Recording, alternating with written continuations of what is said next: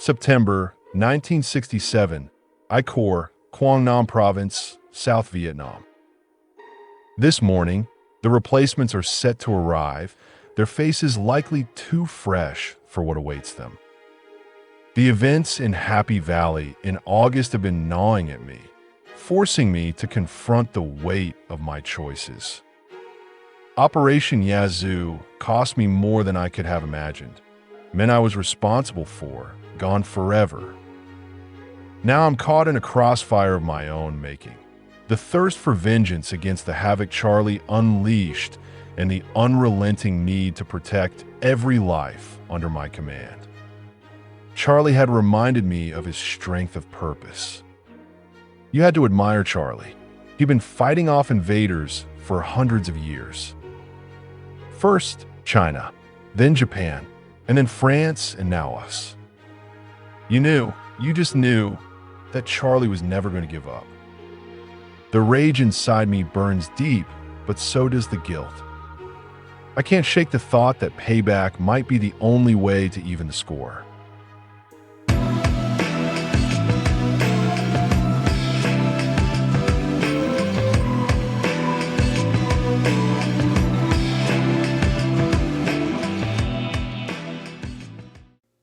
Hello everyone, this is Keith from the Solo Gamers Club, and welcome to my channel.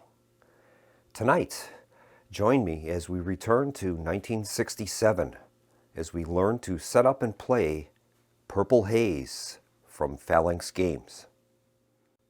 Purple Haze is an immersive story creation game that places the player into the chaos of the Vietnam War, as we lead a squad of United States Marines across 9 missions as we navigate through the dense jungles and craggy mountains of I Corps.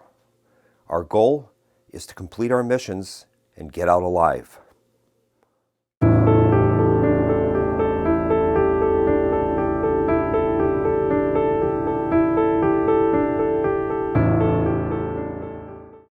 We'll begin the campaign with Mission 1, entitled Crash. Before we begin the setup procedure, we must randomly create the squad and determine the squad leader's motivation for the campaign.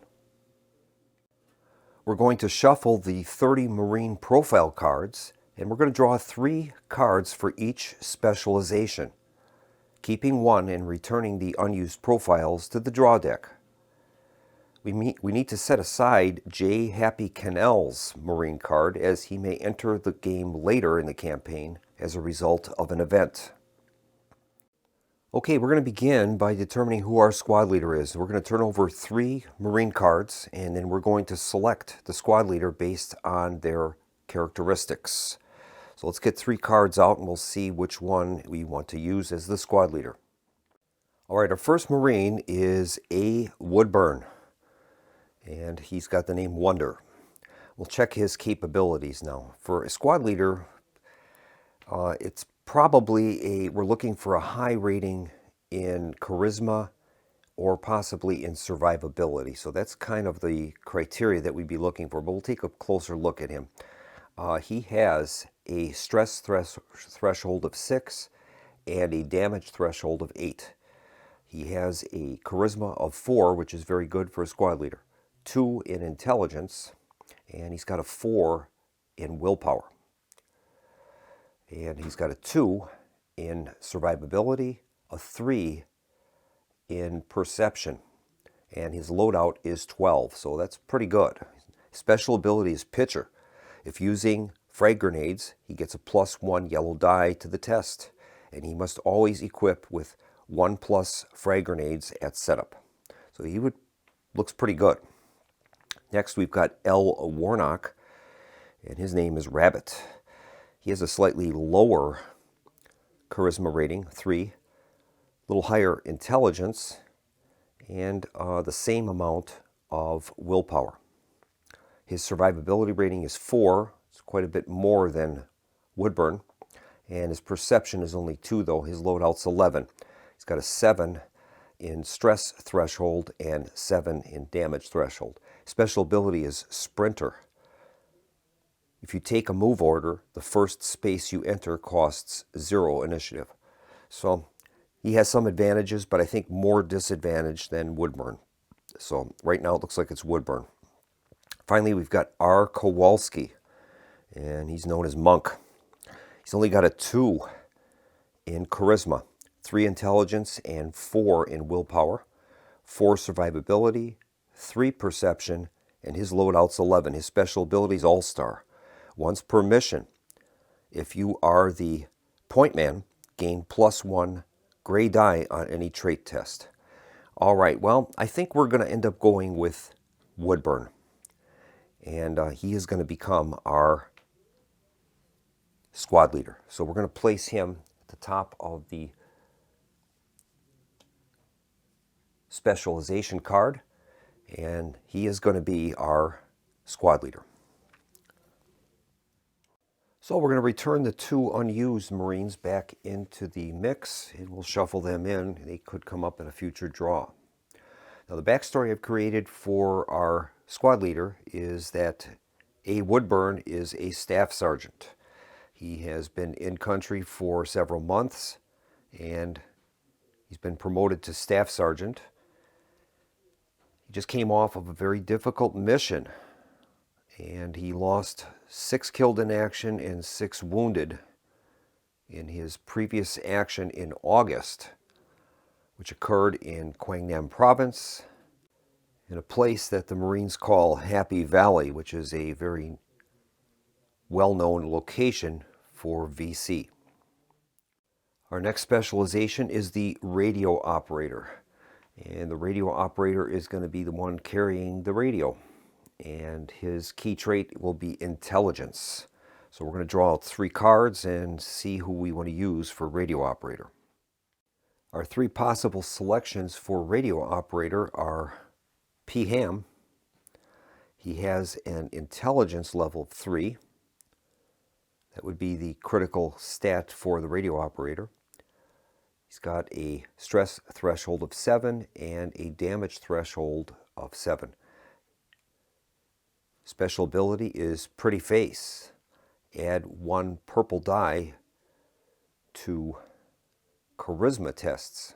Okay. And he's got a loadout value of 11. Next we've got T. Morgan. His name is Patch. He has an intelligence of 4, 7 stress, 7 health, loadout of 11.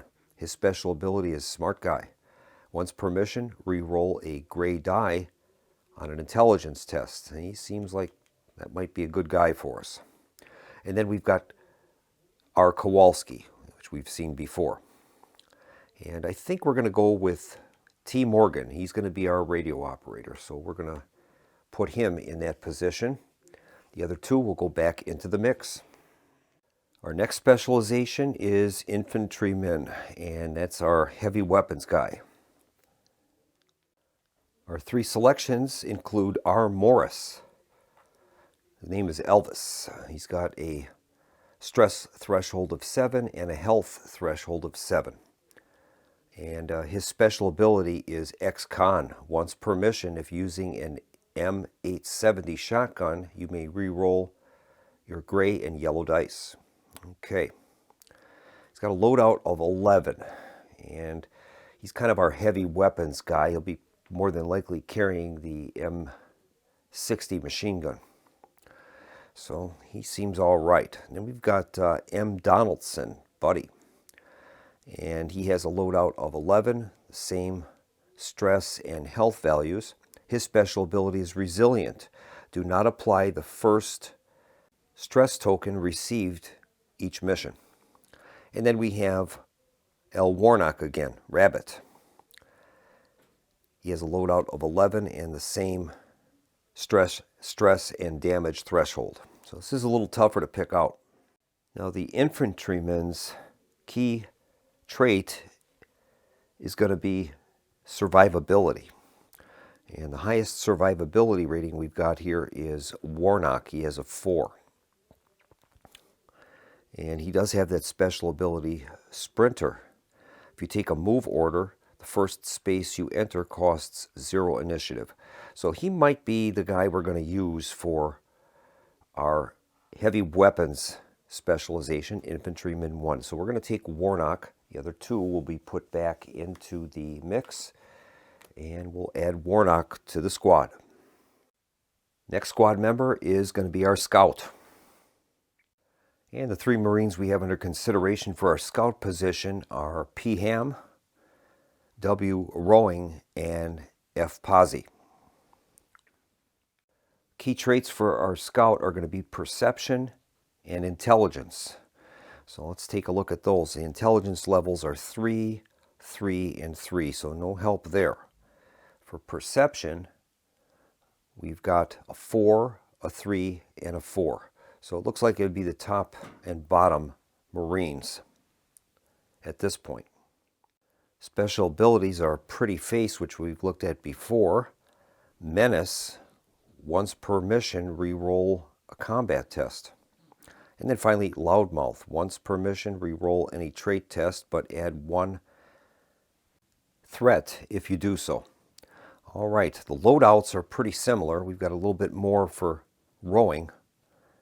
The other ones are at 11, and they have fairly decent stress and damage thresholds.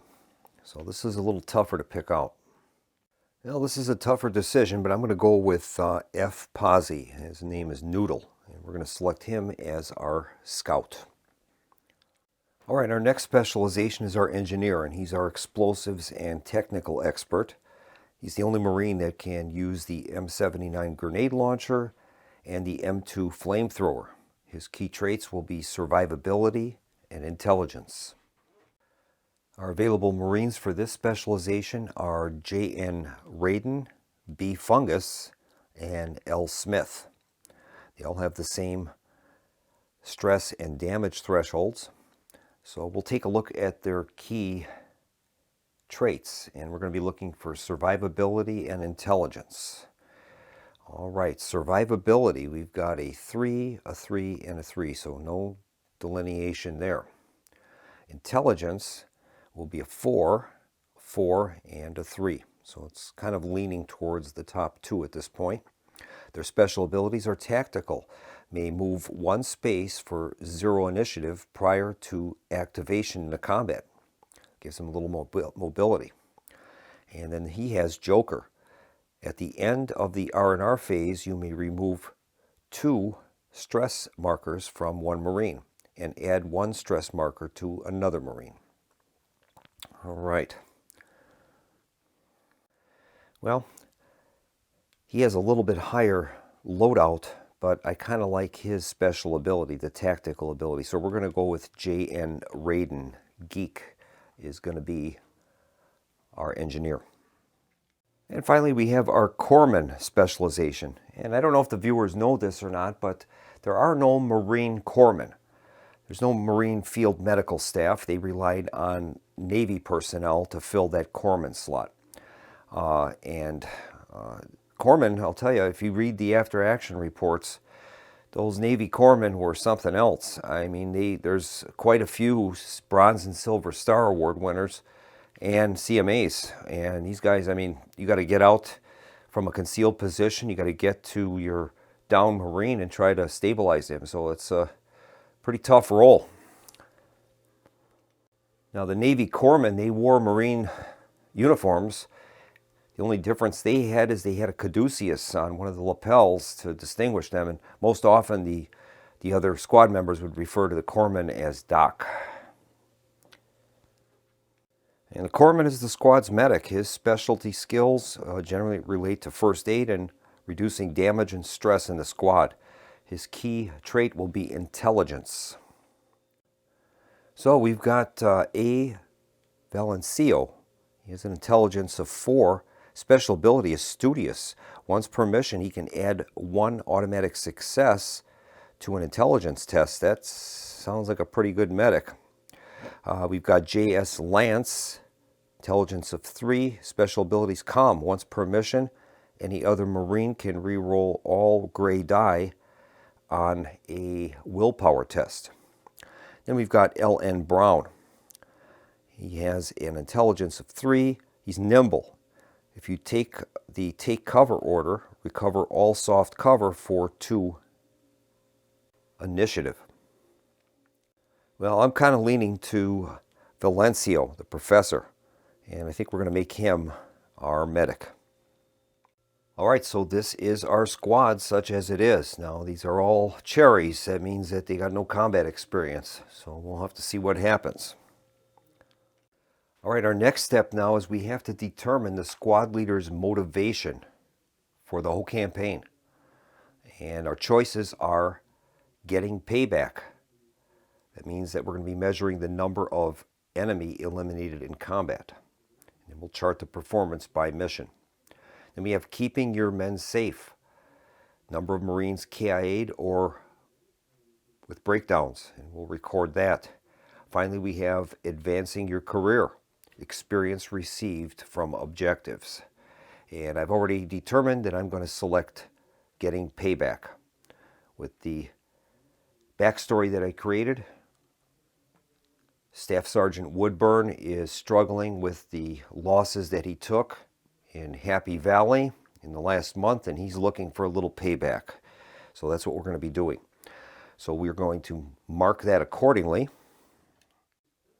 All right, so we're going to place a check mark on getting payback, and that's going to be our motivation for the campaign. Next step we're going to do is on the inside of the sheet, we are going to record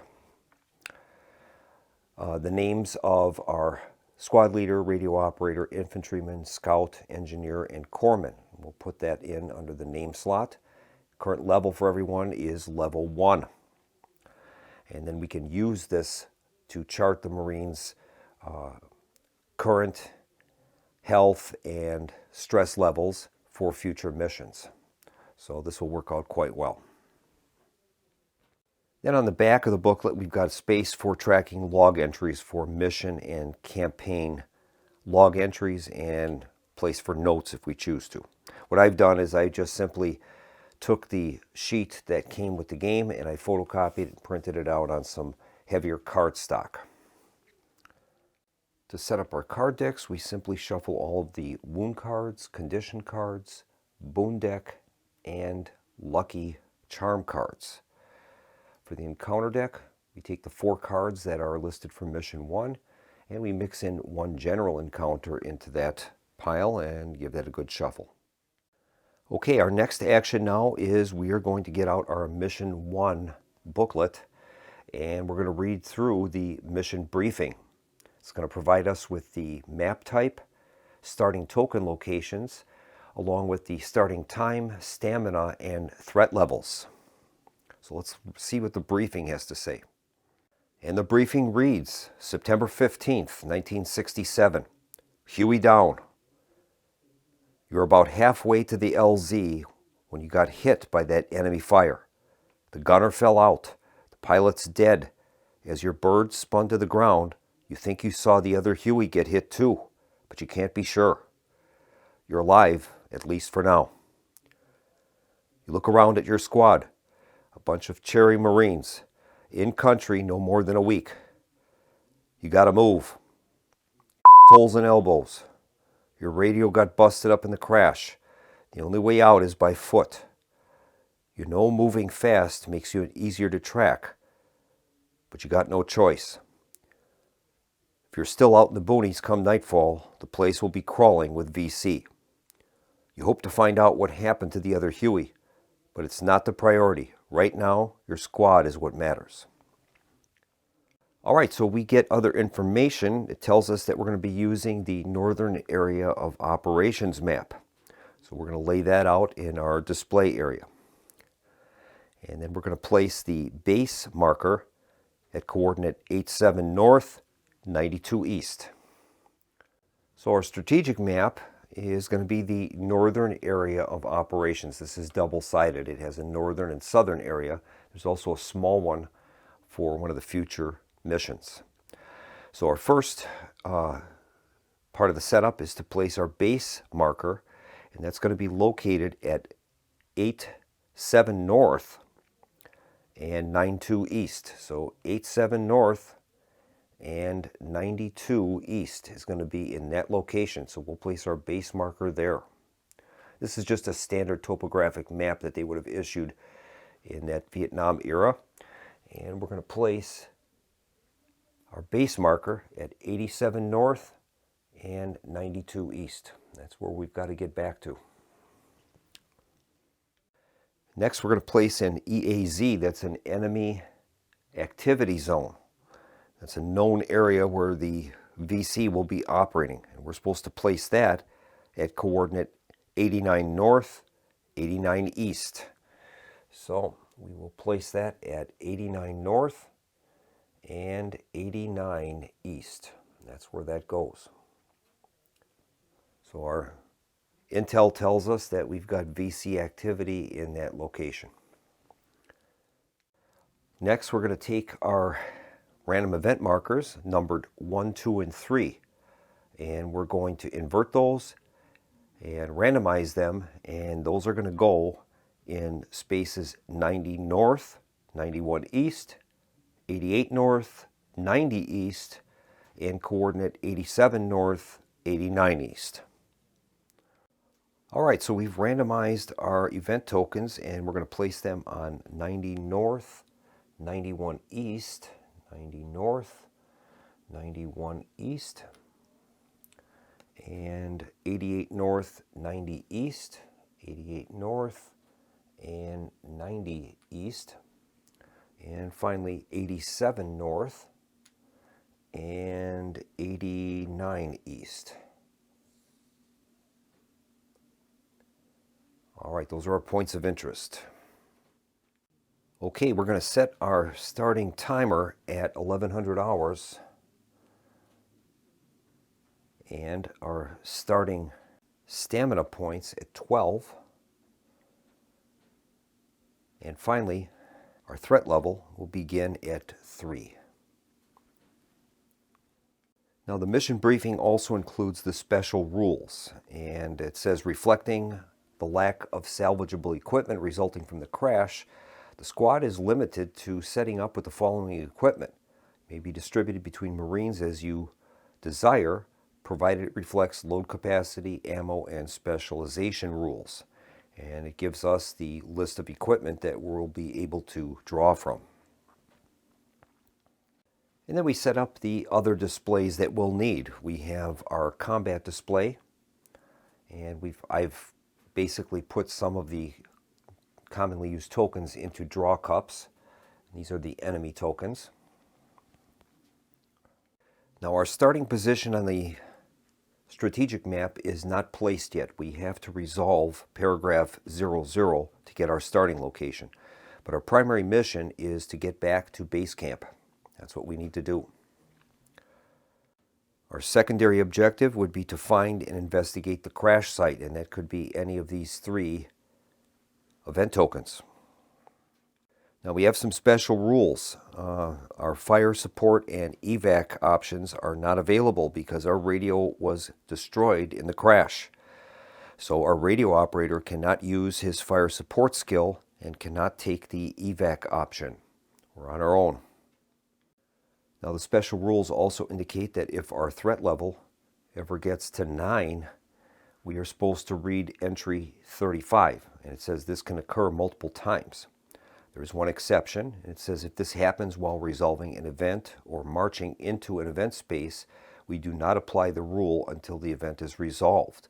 Then, if the threat level is still at 9, we would apply it immediately afterwards before taking the next squad action. All right, now our next part of the setup is to equip the squad based on our available gear and considering each Marine's load capacity and specialization restrictions. Well, this is all of the available equipment that we were able to salvage from the downed Huey.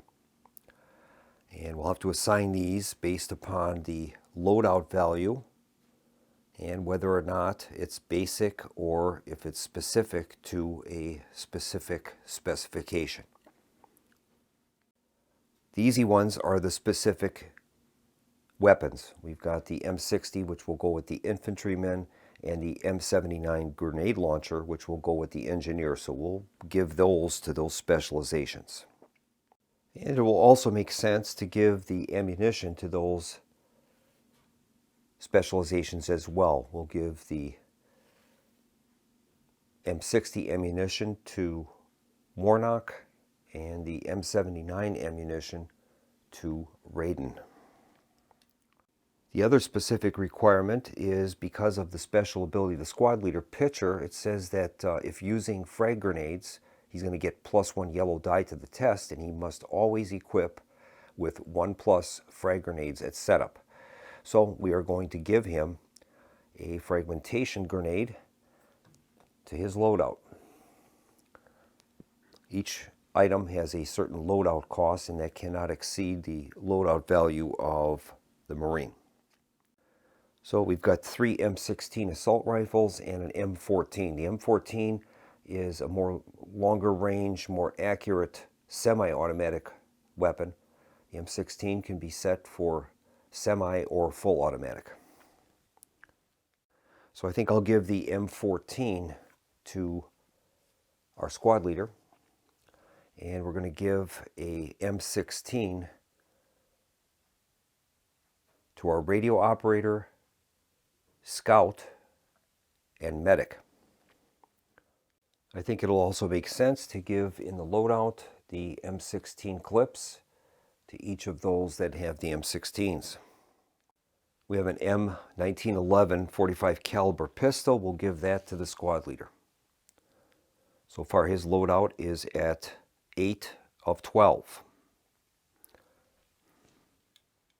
Then finally we have some smoke grenades, first aid kit, flak jacket, and 3 extra rations, and we're going to distribute those. The first one is the first aid kit. We'll definitely give that to Valencio. That is our corpsman.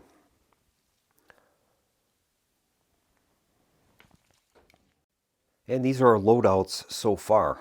We've got our squad leader. He has a total load of 8 right now out of his 12. We've got 7 for our radio man out of 11. Our heavy weapons specialist, Warnock, has a total of 10 out of his carrying capacity of 11. So he's almost maxed out. Our scout has 7 of 11. Our engineer has 8 of 11. And finally, our corpsman has a total of 9 of 11. I think we're going to give the flak jacket to our scout. He's more than likely going to be our point man, and he'll need a little extra protection, so we'll give him the flak jacket now. He is at 9 of 11.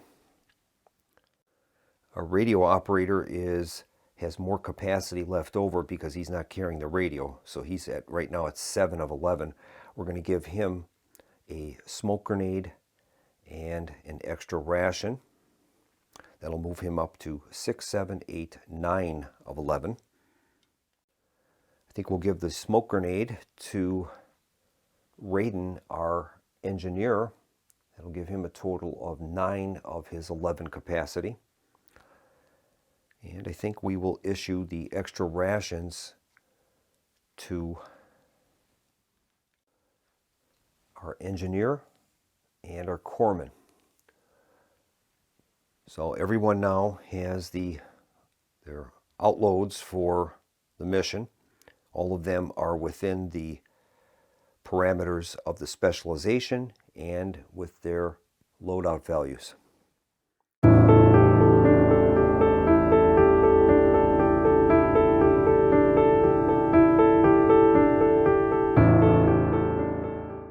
And now we're going to find out where we are, and we're supposed to read entry 00. It says you need to find out where the hell you are and how to get back to base. You call your scout over and ask him to determine your position as best he can. You can't sit still in Indian country, but being accurate could ultimately save time and lives. And we have 2 decisions, A and B. Decision A, we can ask the scout to quickly provide a map reference, and then we would see the action below. Or B, give the scout some time to determine where you are. It's going to cost us 15 minutes. All right, those are our options. So this will be our first decision we've got to make in the campaign here. So our decisions are to either give the scout, have him quickly provide us with a map reference, or give him some time. Now we know that for sure our chopper, of course, has been downed, and I'm sure Charlie can see the smoke coming up over the canopy in the distance, so he'll be closing in our position. So time is somewhat of an issue. I think we're going to give him the extra time and try to get him some time to provide us an accurate location. So we're going to move up our timer by 15 minutes. So it's 11:15 hours right now. And then we'll move our paper down on the sheet, and it says here, select the scout and test intelligence. It's a difficulty of 3, using the difficulty modifier as outlined below. Well, we selected B. We're going to give the scout the extra time. So in this case, if we select B, it says reduce the difficulty of the test to difficulty 2, and then roll the threat die and update the threat tracker if green, yellow, or red. Okay, so that's what we're going to do then. So here's the threat die roll. And it is red, which is not good. Red threat die is going to move that up by 2 positions from where we are. So our threat position moves up 2 points. We're up to 5, and it's a medium threat area.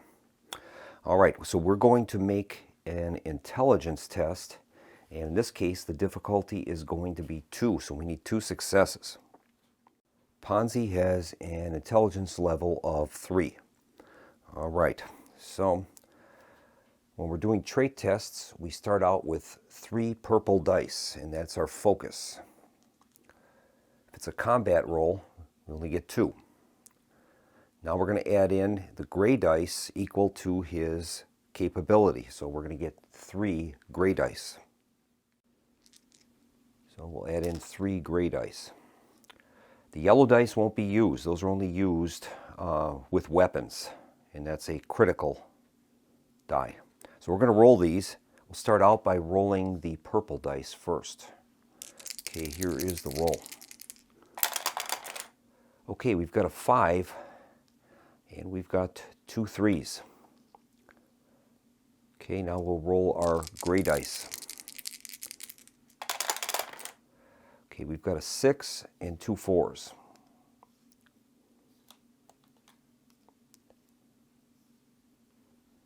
And it says the number of successes you achieve in a test is determined by the number of matches to the focus dice that you get with your strike and crit dice. We don't have any. None of those match the purple dice. We also get the number of matches that we'll have with strike and crit dice that don't match the focus. Matches with critical dice are always worth 2. All other matches are worth 1. Crit dice that match other crit dice but no focus or strike dice are discarded. So all we have is 1 success at this point.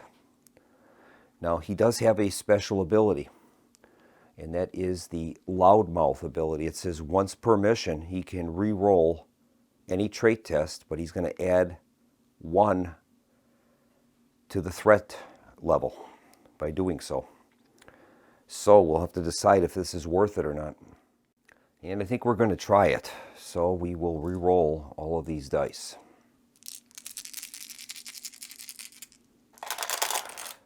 Okay, we've got 2 5s and a 2. And we'll match those up with our gray strike dice. We've got a 5,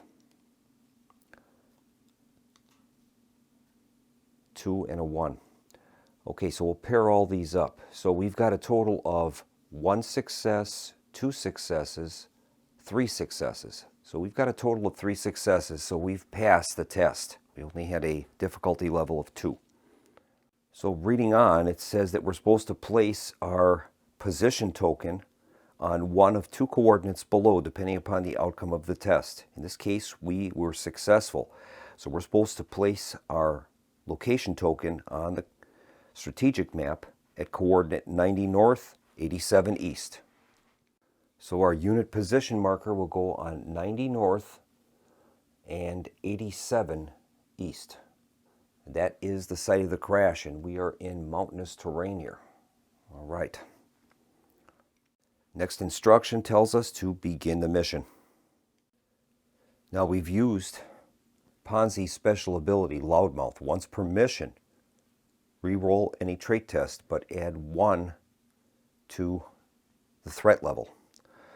So we have done that. We'll have to mark him that that has been used. We'll put a red cube there. And unfortunately now we have to move up our threat level by 1. So our threat level now is at 6, and that is the upper end of the medium level.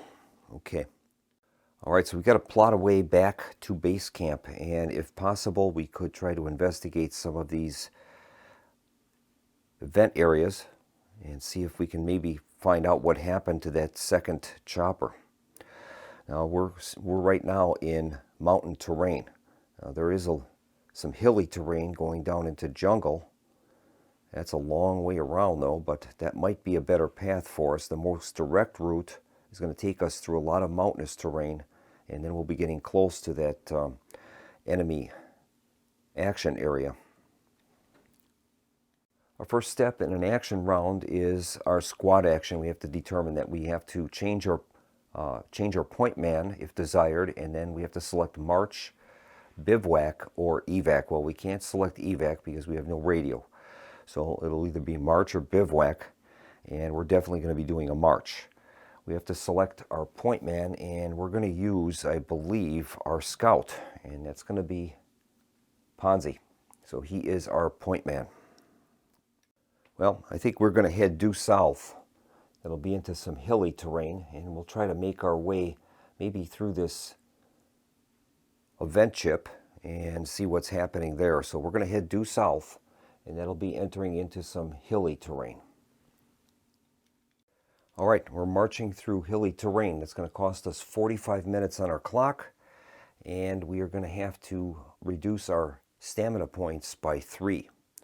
So we move up the clock 45 minutes. That's 1, 2, and 3, and now it becomes 1,200 hours. And we have to move down our stamina by 3. That'll move us down to 9. All right. Now the rules state, if you do not resolve an event, meaning the squad does not enter a space with an event marker after a march, or trigger a random combat event, you draw the top card of the encounter deck if you have rolled a yellow or red face on the threat die for that march action. So we are going to have to see what the effects are of that threat die roll. And here's the threat die roll. Okay, we have rolled a gray threat die. Gray threat die will not increase the threat level, and we are not required to have an encounter. That's only going to happen if we rolled a yellow or red face on the threat die. So we're good to go. And we're going to proceed to the next round. So we've got 6 hours to get back to base camp. We're still quite a ways from there. So I think what we're going to do is we're going to try to avoid some of this mountainous terrain. And I think we're going to try to slip past southern end of the map and see if we can avoid some of this heavy terrain. So we're going to declare another march, and we'll move into the hilly terrain, keeping a southerly direction.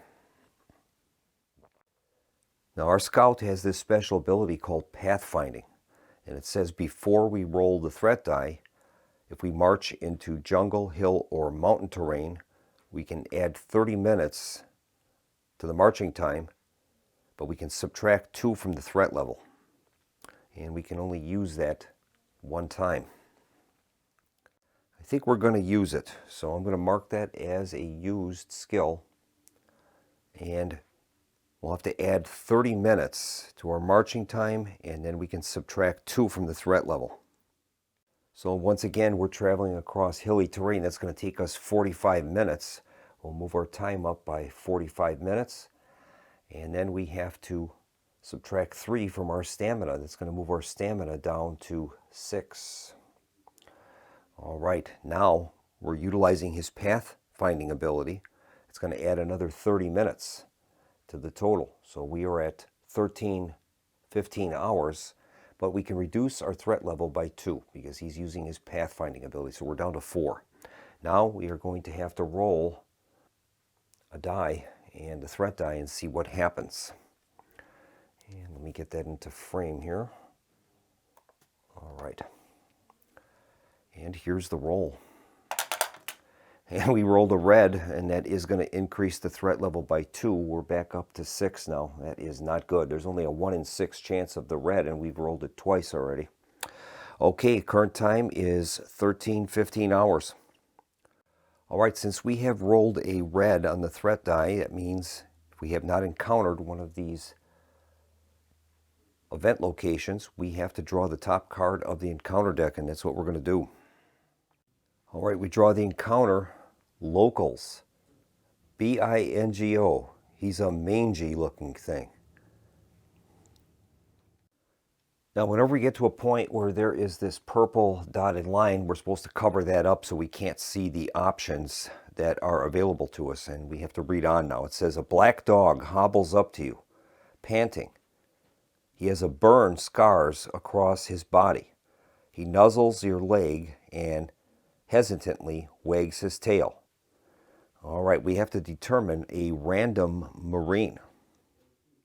So to select a random marine, we're going to roll a d6 and we'll use their ID number to identify them. Here is the roll. Roll is a 3. So that is going to be L. Warnock, our heavy weapons specialist. And that marine is going to have to decide. A, kick the dog lightly to shoo it off, or B, pat it on the head and give it some food. All right. Well, I think we're going to select A, kick the dog lightly and shoo it off. That is our choice. We're out in the bush here and we got to get back to camp. We don't have time for dogs. So we will reveal the next portion of that card, and we've selected A. It says the dog whimpers and wanders off. Continue the mission.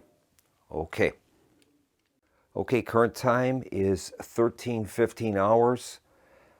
Our stamina is down to 6, and unfortunately our threat level's at 6. So we're going to declare, I think, another march.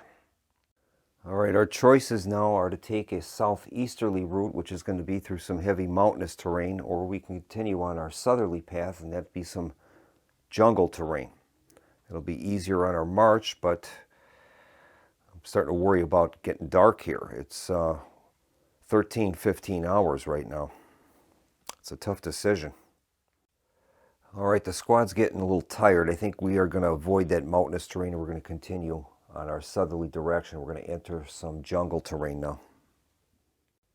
All right, the jungle terrain is going to cost us 30 minutes of time. It is now 13:45 hours, and we have to spend 2 stamina. We're down to 4. Now we're going to have to make our threat roll. And here's our threat die roll. And we've rolled a gray. That is great. So no extra increase in our threat level, and we don't have to have an encounter. That'll bring this operation to a close. Okay, we're going to undertake another march, and this time we're going to adjust our course. We're going to hit a little southeast, and that'll be back into some hilly terrain, and we'll see what happens with that. Okay, the hilly terrain is going to cost us 45 minutes, so it moves us up to 14:30 hours, and it's going to cost us 3 stamina. We're down to 1 stamina, and I think we're going to have to do a bivouac next time. Here's our threat die roll. We've rolled a gray again, which is great. No encounter and no increase in the threat level. That is fantastic. All right, I think we're going to order a bivouac, and it says a bivouac is an action where the squad remains in the same space, sets up a camp known as a bivouac. Bivouacking allows you to recover SPs and attempt to remove damage through first aid.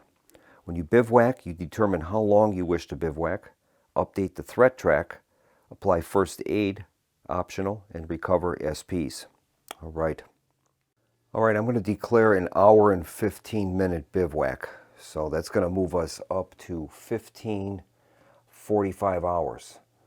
And for every time that the time counter had crossed the 0 mark, we have to roll 1 threat die.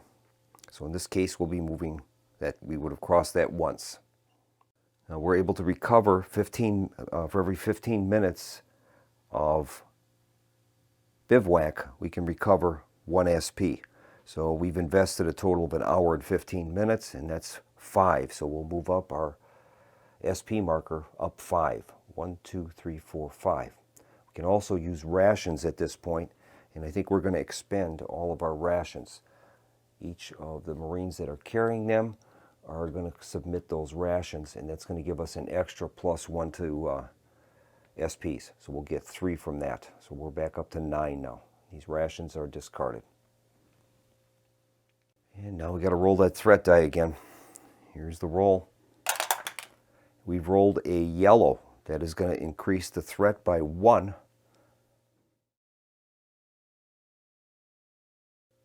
Now, if this had been a march, the yellow threat die would have caused us to have a encounter. But because we were on a bivouac, that is not a requirement. And the game does come with these beautiful flow charts that help out in resolving each type of action, whether it's a march, bivouac, or combat.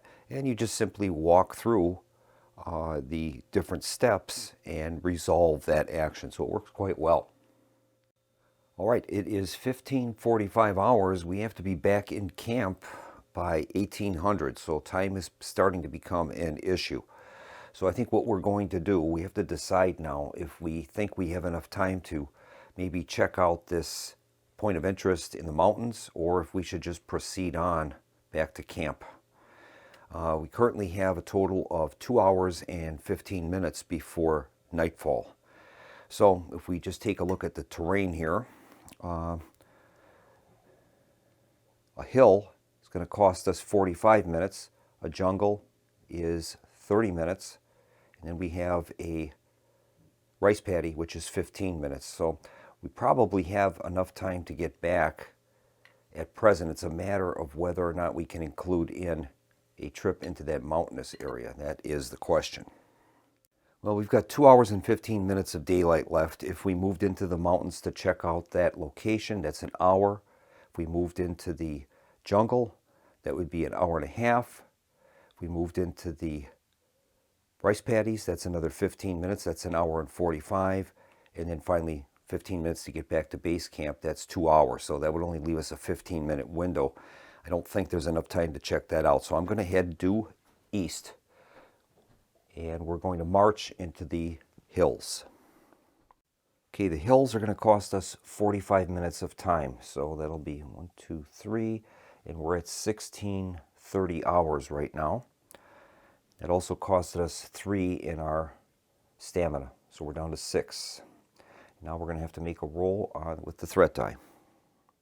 So our threat level is at 7. If we end up rolling a red, we're going to be into threat level of 9, and then we have to read a paragraph in the mission book. Here's the roll. We rolled a gray, so that is not going to move our threat level any, and that is great. I'm going to continue on with our march, and we're going to head into this jungle terrain to the east, and we're slowly getting back towards base camp. All right, the jungle terrain will cost us 30 minutes. It's going to move us up to 1700 hours, and that costed us 2 stamina, so we're at 4 stamina. And now we'll make our threat roll. And here's the roll. And we've rolled a yellow. Okay, so that is going to raise us up 1, and we're going to have to draw an encounter. And we draw the encounter. Vapor trails.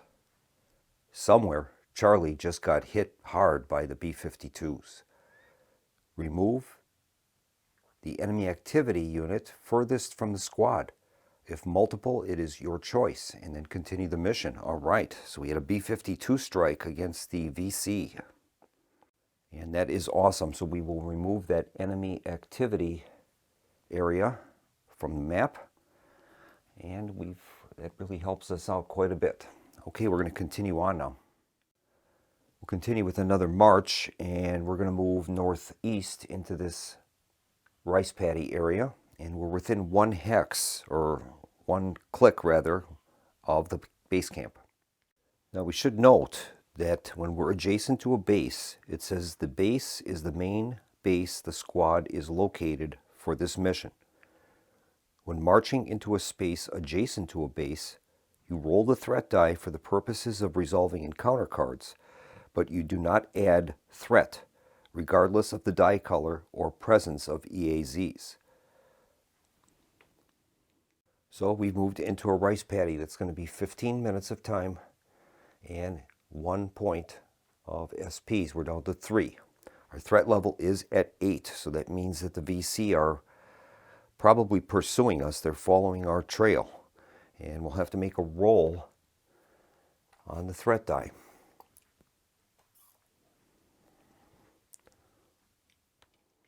Now we are not going to add threat because we are within 1 click of the base, but if it does come up where it increases the threat level, and we would have a threat level of 9, we would have to read that encounter in the book. So here is the roll. And we've rolled a gray, so we have no increase in the threat level. That is awesome. So our final step of the mission is going to be to march back into base camp. And we've managed to get the squad back without any casualties. That's good. But we didn't get much in the way of seeking revenge on Charlie. And that is going to be the end of the mission. We consult our end of mission card, and it says at the end of each mission, take the actions below. And first step is to read and apply the end of mission text. So we will do that from the Mission 1 crash booklet. Reading the text, it says, for primary objective, you made it.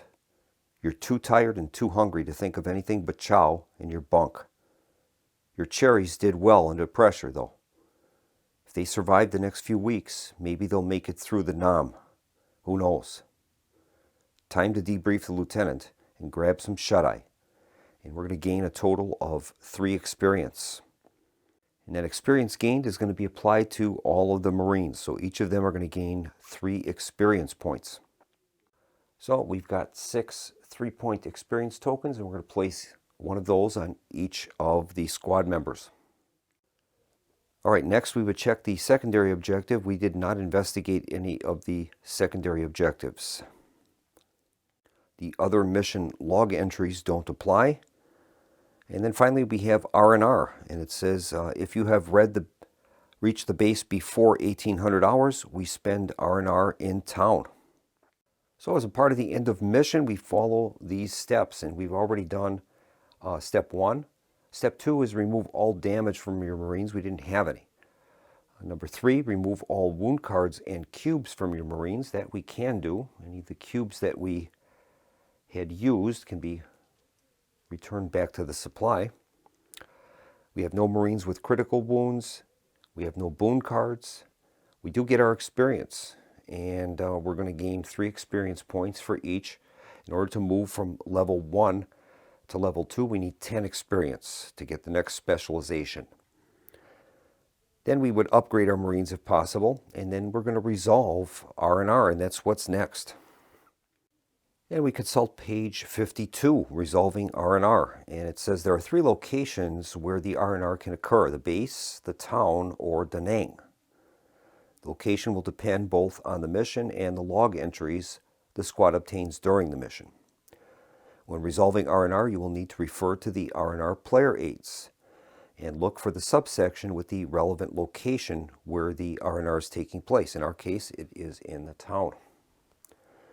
For each location, there will be a table that determines what happens to the squad on the R&R. You roll a d6 to determine the initial situation. So that's what we will do. And here's our roll. Roll is a 1, and that is happens. All right. The rules state that the mission outcome may provide dice roll modifiers that you apply. In addition, before making the roll, you can spend boon points. Well, we don't have any. After determining the outcome, after modifiers, each outcome will then lead to a second D6 roll to determine specifically what happens to the squad in that location. So we're going to roll another die, and then we will be using those numbers. And we rolled another 1, and that says, hey, don't blame me. That rickshaw looks sturdy. You overloaded a rickshaw. The axle breaks, and 2 of your Marines are thrown off their seats. We're going to determine 2 random Marines, and they're going to begin the next mission with 1 injury. So we are going to roll 2 dice, 2d6, to determine random Marines. This will tell us who was involved in that rickshaw accident. And that'll be numbers 4 and 6. So that will account for Pazzi and Valencio. All right, so both of them are going to begin the game with 1 wound. So we've marked our Marine squad with 3 experience points for each member. And then, of course, Pazzi and Valencio were involved in that rickshaw accident, so they're going to be beginning the next mission with 1 wound, or I should say 1 damage. So our next step then is to update our logbook. For mission 1, we have the number of enemy eliminated in combat. We've got 0, so we're going to put a big 0 there, goose egg. All right, then what we will do is, as we are not going to play the next mission right away, I'm going to update our tracking for reassembling the squad, and we're going to basically denote for each member what their current level is, if they have any unspent points for either experience or boon, and if they have any wound damage or the like, and any tracking cubes that would be active on them. We would note all of that, and then we'll be able to reassemble the squad for our next mission. And when we return to Purple Haze, we're going to be commencing with mission 2, and that is Patrol. Overall, I have to say I'm very pleased with the game. The feeling that you get from playing the game is pretty much what you would expect as being a squad member in Vietnam in 1967. It has that kind of a sense of, especially with the threat levels, it bears on you while you're playing the game. When that threat level starts going up closer to 9, you know something is going to happen. You can feel it, but you just don't know when or if that's going to happen. So it has a lot of the elements that you would expect if you were a squad member in Vietnam in 1967. So that feeling is very well translated. I have to say that the events and encounters are very well written. It gives you that the same jargon that they would have used in the day. Indian country, Charlie, terms like that you would have heard if you were like me when I was younger. You'd have reports about Vietnam every night on the news. And a lot of the times they would interview the soldiers, and they would be using this type of jargon during the interview. So it brought back a lot of memories to me from those days back in the late 60s and early 70s, when you had a lot of, every night you'd have interviews with people in Vietnam, and it was an interesting time. So overall, I would have to give the game definitely a thumbs up. The designers put in a great deal of effort in translating that theme and immersion that you would, I guess, expect for a game with this, in this setting, and I think they've done a good job on it. Unfortunately, during the playthrough, we did not have any combat, so we don't know what that's going to be like yet, but we will find out in the next episode. That won't be coming altogether very soon, but it will be coming in the future. I plan on playing out eventually all 9 of the missions, and I'm enjoying the game quite a bit. So that's going to bring this video to a close. I hope you enjoyed this setup and playthrough of Mission 1 of Purple Haze. This is Keith from the Solo Gamers Club signing off and wishing everyone a pleasant evening. Good night.